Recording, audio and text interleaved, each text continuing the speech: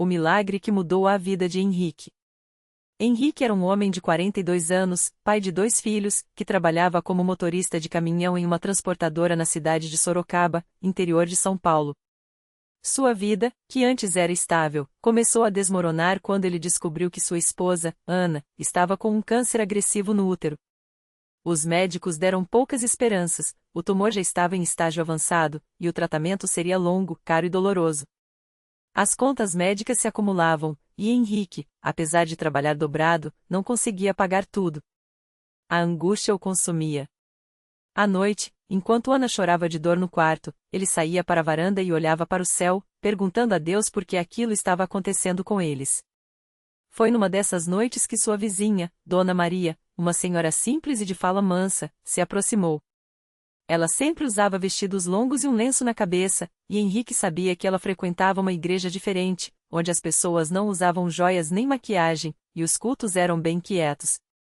Dona Maria não era de falar muito, mas naquela noite, ela olhou nos olhos de Henrique e disse: "Meu filho, você já tentou levar sua esposa para orar na congregação? Lá, Deus ouve o clamor do seu povo." Henrique, que nunca havia sido muito religioso, apenas balançou a cabeça, cético. Mas o desespero falava mais alto. "Não tenho nada a perder", respondeu, com a voz embargada.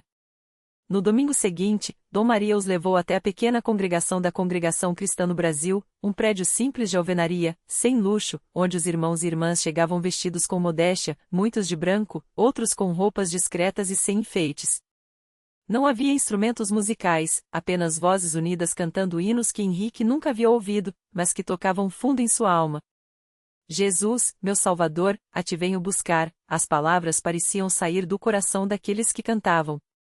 O ancião, um homem de cabelos brancos e postura serena, dirigiu a reunião com uma autoridade tranquila. Ele leu passagens da Bíblia e falou sobre a fé que move montanhas. Henrique, sentado ao lado de Ana, que estava fraca e pálida, sentia um misto de esperança e medo. Quando chegou o momento das orações, os irmãos se ajoelharam, e Henrique fez o mesmo, mesmo sem saber direito como orar. Ouviu os pedidos sinceros ao redor: "Senhor, abençoa o irmão João que está desempregado. Dá força à irmã Clara que perdeu o marido." E então, uma irmã de voz firme pediu: "Senhor, temos aqui a irmã Ana, que está lutando contra uma doença grave. Dá-lhe saúde, Pai. Sabemos que para ti nada é impossível." Henrique sentiu os olhos ardendo. Ninguém ali conhecia sua esposa, mas eles oraram por ela como se fosse da família. Depois do culto, o ancião se aproximou deles. "Irmão Henrique, a igreja está aqui para apoiá-los. Se precisarem de algo, é só falarem. E não deixem de trazer a irmã Ana para as reuniões de oração." Henrique agradeceu, comovido. Naquela noite, Ana dormiu mais tranquila. Os dias seguintes não foram fáceis. As sessões de quimioterapia deixavam Ana fraca, e as dores voltavam. Mas toda vez que Henrique sentia o desânimo bater, ele lembrava das palavras do ancião: "Confie em Deus, mesmo quando não enxerga o caminho." Ele começou a frequentar os cultos sozinho quando Ana não podia ir, e aos poucos, foi aprendendo os hinos, participando das orações, ouvindo os testemunhos de irmãos que haviam sido curados, libertos, socorridos por Deus em momentos impossíveis. Um domingo, durante a Santa Ceia, enquanto os irmãos partilhavam o pão e o vinho em memória do sacrifício de Cristo, Henrique sentiu algo diferente. Não era só emoção, era uma certeza profunda de que Deus estava ali, naquele lugar simples, entre aquele povo humilde. Quando o ancião levantou as mãos e orou: "Senhor, abençoa este pão e este vinho, e abençoa também os corações que aqui estão quebrantados", Henrique chorou. Não chorava por tristeza, mas por uma paz que não entendia, mas que enchia seu peito. Uma semana depois, Ana teve uma crise forte. As dores eram insuportáveis, e Henrique, desesperado, ligou para Dona Maria. "Não sei o que fazer. Ela está pior. Leve-a para a reunião de oração hoje à noite. Deus vai ouvir." Henrique não hesitou. Com cuidado, ajudou Ana a se vestir, e eles foram para a igreja. Quando chegaram, os irmãos os receberam com carinho. O ancião pediu que todos se ajoelhassem, e começou a orar com uma fé que Henrique nunca havia visto. Não eram palavras bonitas, eram súplicas sinceras, como de um filho falando com o pai. Senhor, Tu és o mesmo Deus que sarou os enfermos nos tempos bíblicos. Tu és o mesmo Deus que hoje ouve o clamor do Teu povo.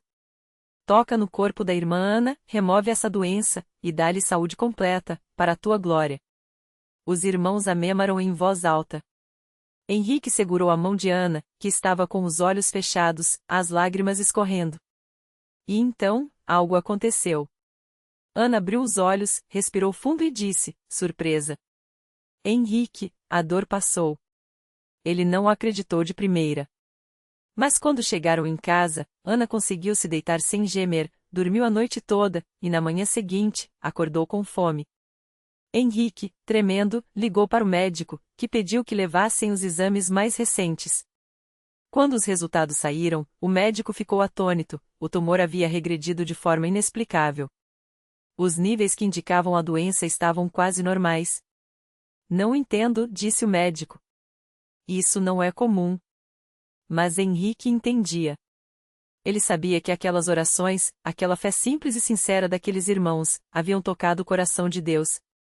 No domingo seguinte, Henrique e Ana voltaram à congregação. Desta vez, foi Ana quem se levantou para dar o testemunho, como faziam os irmãos, de pé, com voz firme, sem enfeites nas palavras, apenas a verdade. Eu estava doente, quase sem esperança. Mas Deus, através das orações dos irmãos, me deu uma nova chance. Não foi medicina, não foi sorte, foi milagre. Os irmãos glorificaram a Deus, e o ancião, com os olhos brilhando, disse: Isso, meus irmãos, é a obra do Senhor. Quando nos humilhamos e buscamos a Ele de todo o coração, Ele age. Henrique nunca mais foi o mesmo.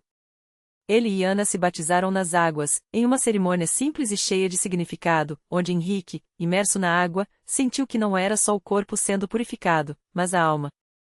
Eles passaram a servir na igreja, ajudando onde podiam, e Henrique aprendeu uma lição que carregaria para sempre: Deus não olha para as aparências, nem para o tamanho da igreja, nem para as palavras bonitas. Ele olha para o coração quebrantado que busca Ele em verdade. Anos depois, sempre que alguém perguntava como Ana havia se curado, Henrique respondia com um sorriso. Foi na congregação. Foi entre irmãos que oraram sem esperar nada em troca, foi no lugar onde Deus é adorado em simplicidade e verdade. Não foi milagre de homem, foi milagre de Deus. E assim, a história de Henrique e Ana se tornou mais um testemunho vivo de que, onde a fé verdadeira, Deus age.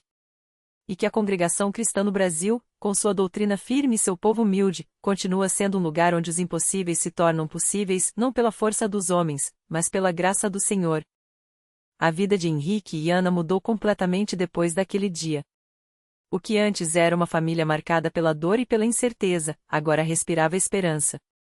Ana, que antes mal conseguia se levantar da cama, passou a frequentar os cultos com um brilho nos olhos que só quem viu podia entender.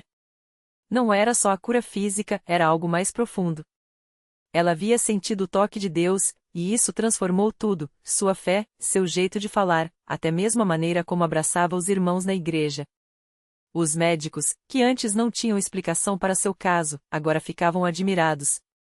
Exames que antes mostravam um quadro sem solução, de repente, não apresentavam mais nada. Um deles, depois de analisar os novos resultados, olhou para Ana e perguntou, quase sem jeito: Como isso aconteceu? Ela apenas sorriu e respondeu com a mesma simplicidade que havia aprendido na congregação: Deus fez. Não foi medicina, não foi sorte. Foi Ele. Henrique, que antes era um homem quieto e até um pouco desconfiado, passou a compartilhar sua história com quem quisesse ouvir.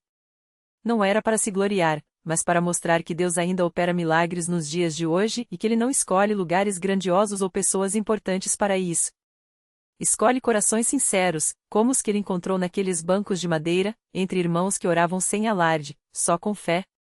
Um domingo, depois do culto, um jovem chamado Lucas se aproximou deles. Seu rosto estava marcado pela preocupação.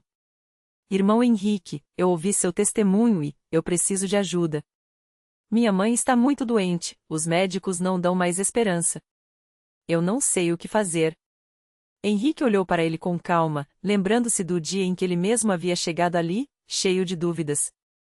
Colocou a mão no ombro do rapaz e disse: Vamos orar. Não com palavras bonitas, não com promessas vazias. Vamos orar com o coração. Porque é assim que Deus ouve. E ali mesmo, no pátio da igreja, entre outras pessoas que também pararam para interceder, eles se ajoelharam.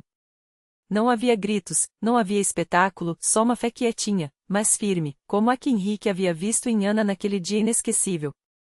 Dias depois, Lucas voltou correndo à igreja, os olhos cheios de lágrimas. Ela melhorou. Os médicos não entendem, mas ela está respondendo ao tratamento. Eles disseram que é como se a doença tivesse recuado. Henrique sorriu, porque já conhecia aquele milagre. Não era o primeiro, nem seria o último. Com o tempo, a história de Ana se espalhou.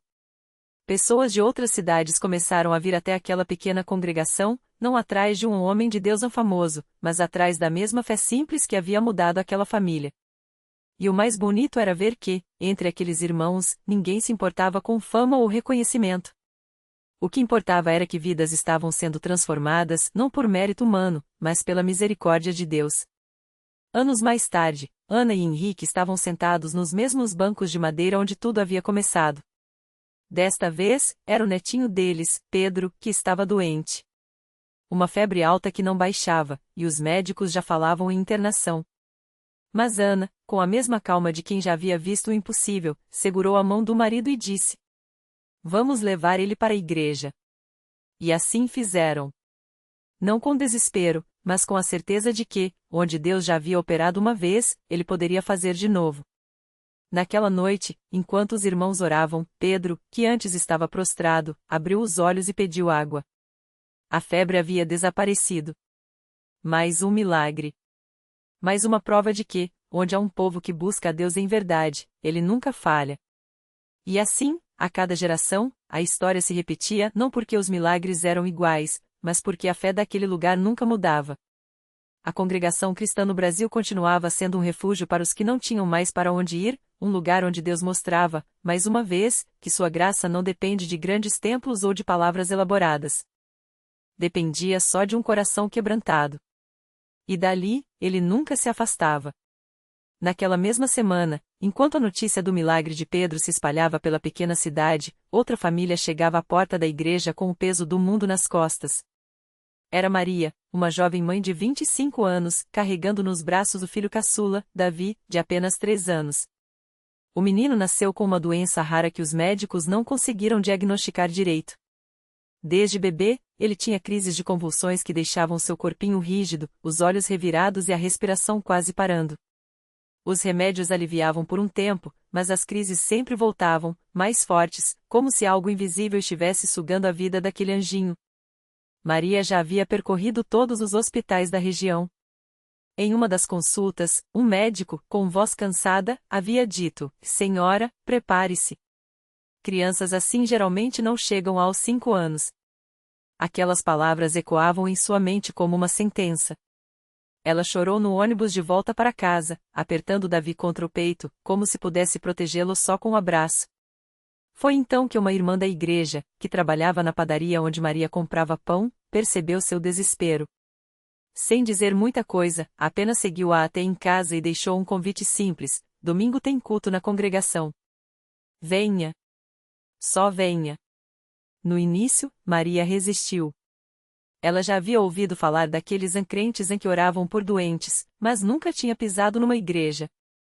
O medo de se decepcionar era grande.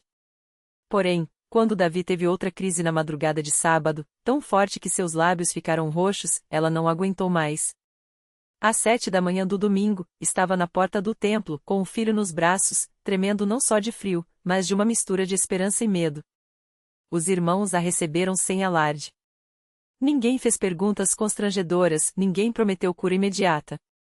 Apenas a conduziram para um banco na frente, onde ela pudesse ficar perto dos ancianos. Durante o culto, enquanto os hinos eram cantados com voz firme e sincera, Maria sentia o coração bater tão forte que pensou que todos podiam ouvir. Quando chegou a hora da oração pelos enfermos, um dos servos de Deus se aproximou e, com mãos calosas de quem trabalhava a terra, impôs-a sobre a cabeça de Davi. Não houve gritos, não houve teatro. Só uma oração simples, cheia de fé: "Senhor, tu conheces esta criança. Tu a formaste. Se for da tua vontade, estende tua mão e libera este pequeno do que o aflige.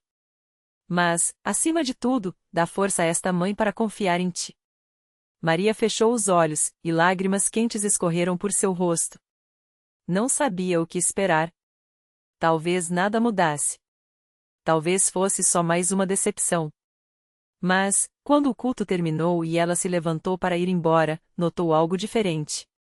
Davi, que há semanas não conseguia ficar acordado por mais de uma hora seguida, abriu os olhos e olhou para ela.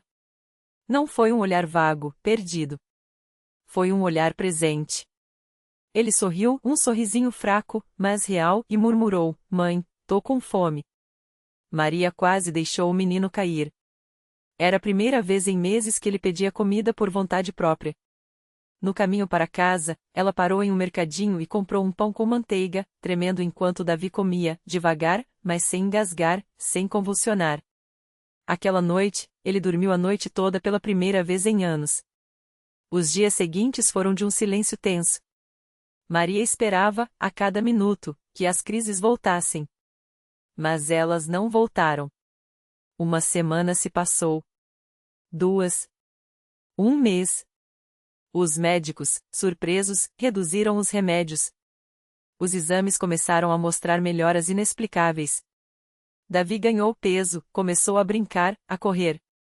A doença que parecia uma sombra eterna sobre sua vida simplesmente se foi. Hoje, Davi tem 8 anos. Corre pelo pátio da igreja nas festas das crianças, joga bola com os amiguinhos e adora ajudar a arrumar as cadeiras depois dos cultos. Maria, que naquele domingo entrou no templo com o coração partido, agora é uma das irmãs mais ativas da congregação. Não porque alguém a obrigou, mas porque ela viu, com seus próprios olhos, que Deus não é uma ideia distante. Ele é real. E na congregação cristã no Brasil, ele continua agindo como agia nos tempos dos apóstolos, não com espetáculo, mas com poder, não para alguns, mas para quem lhe busca de verdade. E assim, como Pedro, como Davi, muitos outros chegam àquele lugar não por acaso, mas porque alguém, em algum momento, estendeu a mão e disse: Vem. Aqui tem um Deus que ouve. E ele ouve mesmo. Sempre ouviu. Sempre ouvirá. Na mesma congregação, do outro lado da cidade, morava o Sr. Antônio, um homem de mãos calejadas e olhar cansado.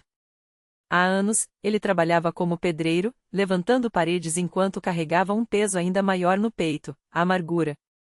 Depois que a esposa faleceu, ele se fechou no silêncio, achando que Deus, se existisse, não se importaria com um homem tão simples. As orações que aprendeu na infância tinham ficado guardadas numa gaveta do coração, cobertas de poeira. Até que um domingo, enquanto passava em frente à igreja, ouviu um coro de vozes cantando um hino que sua mãe costumava cantar: Jesus, meu Salvador, a ti me entrego agora. Parou, encostou na grade e ficou ouvindo. Não entrou. Só observou. Mas algo naqueles versos, naqueles rostos sinceros, mexeu com ele de um jeito que não conseguia explicar. Na semana seguinte, o irmão Paulo, que trabalhava na mesma obra que ele, chegou com um convite: Antônio, hoje tem um culto à noite. Que tal ir comigo? Não custa nada tentar. Ele quase recusou, mas lembrou do hino, daquela paz estranha que sentiu. E foi. Dentro do templo, não entendeu tudo. As palavras do irmão que pregava falavam de perdão, de um Deus que não desiste de ninguém. Antônio baixou a cabeça. Lembrou das noites em claro, do vazio, das vezes que xingou o céu por ter tirado dele a única pessoa que o fazia sorrir. E então, sem planejar, as lágrimas vieram. Não foram lágrimas de fraqueza, mas de algo se quebrando dentro dele, algo duro, que impedia a luz de entrar. Quando o culto terminou, o irmão Paulo colocou a mão em seu ombro e perguntou: Quer que oremos juntos? Antônio assentiu. Não tinha palavras, só um suspiro fundo, como se finalmente pudesse respirar depois de anos de afogamento. Naquela noite, ele sonhou com a esposa. Não estava doente, não estava partida. Estava sorrindo, como nos primeiros anos de casamento, e lhe dizia: Antônio, ele sempre esteve aqui. Só esperando você olhar. No domingo seguinte, ele voltou. E no outro também. Não foi fácil. As dúvidas vinham, a saudade doía, mas agora havia algo novo, uma certeza quietinha, como uma semente brotando debaixo da terra. Ele começou a ajudar na manutenção do templo, consertava bancos, pintava paredes, arrumava o que estava quebrado. Não por obrigação, mas porque queria retribuir. Queria que aquele lugar, que lhe devolvera a esperança, ficasse bonito para quem ainda estava perdido como ele esteve. Um ano depois, no mesmo culto em que Maria testificava como Deus restaurara sua família, Antônio se levantou também. Com a voz trêmula, contou como um convite simples e um hino antigo tinham mudado tudo. Pensei que estava sozinho, disse, olhando para as mãos que já não tremiam tanto. Mas Deus estava me esperando. E Ele espera por vocês também. Na plateia, um jovem chamado Lucas, que havia chegado ali arrastado pela mãe depois de uma briga feia em casa, ouvia tudo aquilo com os olhos arregalados. Ele não acreditava em milagre. Ou melhor, não acreditava até aquele momento. Porque enquanto Antônio falava, Lucas sentiu algo estranho no peito, como se uma porta que ele nem sabia que existia estivesse se abrindo devagar. E assim, mais uma história começava. Não com trovões ou sinais no céu, mas do jeito que Deus sempre fez na congregação cristã, com pessoas comuns, corações dispostos e um amor que não desiste. Porque ali, entre aqueles bancos de madeira e aquelas paredes simples, o milagre não era só curar o corpo ou resolver problemas. Era mostrar que, não importa quão escuro esteja o caminho, sempre há uma luz. E essa luz tem um nome, Jesus. E ele continua chamando. Sempre chamou. Sempre chamará. O milagre que ninguém via. Lucas sentiu as lágrimas queimarem antes mesmo de perceber que chorava. Não eram lágrimas de tristeza, mas de algo mais profundo, como se, de repente, o peso que carregava há anos estivesse se desprendendo. Antônio, o irmão mais velho da congregação, apenas sorriu e colocou a mão em seu ombro, como quem diz, você não está sozinho. Naquela noite, ao voltar para casa, o ar parecia diferente. A briga com a mãe ainda doía, mas agora havia espaço para algo novo, esperança. Ele entrou sem bater, como sempre fazia, mas desta vez não foi com raiva. Foi com um nó na garganta e uma pergunta que não conseguia engolir: mãe, a senhora ainda acredita em mim? Ela o olhou, os olhos vermelhos de tanto chorar, e pela primeira vez em meses, não houve gritos. Só um suspiro trêmulo e um abraço apertado, daquele que só uma mãe sabe dar. Sempre acreditei, meu filho. Só não sabia como te alcançar. E então Lucas entendeu. O milagre não era mudar a luz de uma hora para outra. Era mostrar que, mesmo nas fraturas, Deus estava ali, na voz calma de Antônio, na paciência da mãe, na porta que se abriu dentro dele. O verdadeiro milagre era a coragem de começar de novo. Anos depois, Lucas contaria essa história para outros jovens com olhares vazios, como o seu já foi. Diria que Deus não costura as feridas com linha de ouro, mas com fios de amor muitas vezes invisíveis, mas sempre resistentes. Que a luz não apaga a escuridão de uma vez, ela vai dissipando, passo a passo, escolha a escolha. E que, no fim, o maior milagre não é o que Deus faz por nós, mas o que Ele faz conosco, quando decidimos confiar, mesmo sem ver. Porque a fé não é a certeza de que tudo será fácil, mas a convicção de que, mesmo no escuro, há alguém segurando sua mão.